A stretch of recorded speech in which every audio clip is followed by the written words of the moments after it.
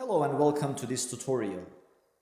In this tutorial, I'm going to introduce the addition of vectors and the laws that we utilize to implement the addition.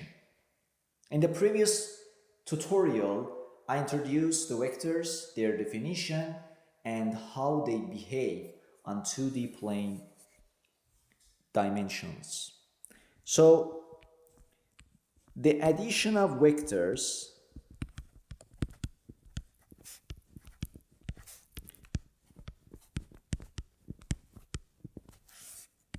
is an important part of vectors topic.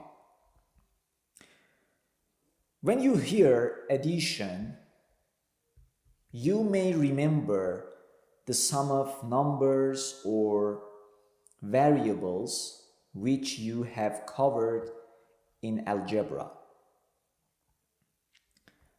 But the addition of vectors is not of the same nature. So, for example, 2 plus 3 is equal to 5. This is a simple algebraic sum of two numbers, or 15 minus 6 is equal to 9. Or we can use unknown variables like 3a plus 7b minus a plus b, where we define the same variables and sum them, which will be 2a plus 8b. These are algebraic addition of numbers or variables which can be used in the case of scalar quantities. But when it comes to vectors, the addition of vectors is not limited to the algebraic approach.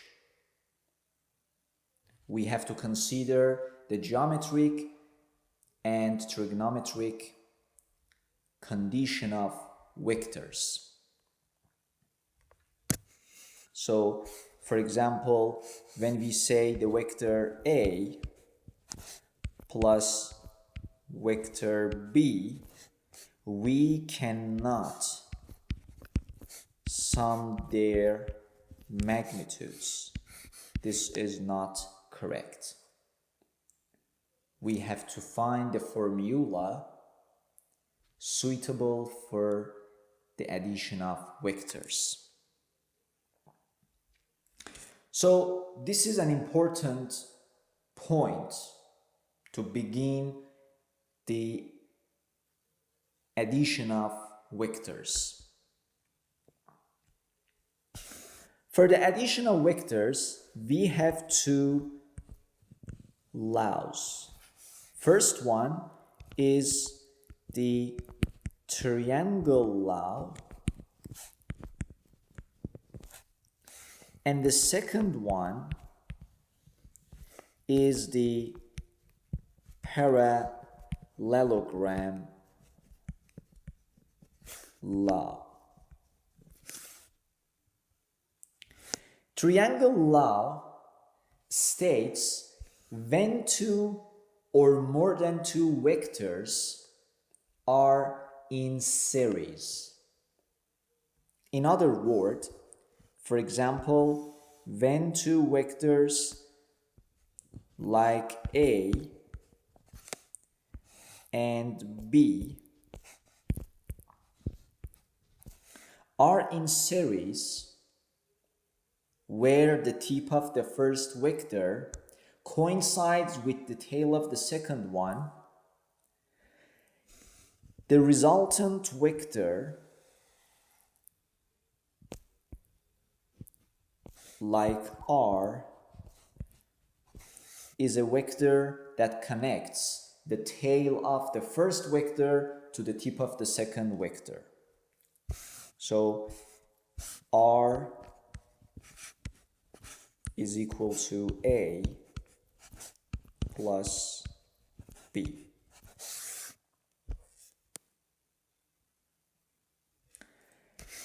In the case of parallelogram law, two vectors like A and B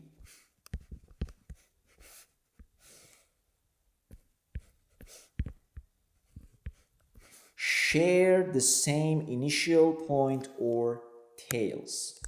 So in this case, we create a virtual parallelogram shape like this, and the diagonal of this parallelogram, which starts from the joint point of two vectors, is called the resultant equivalent vector.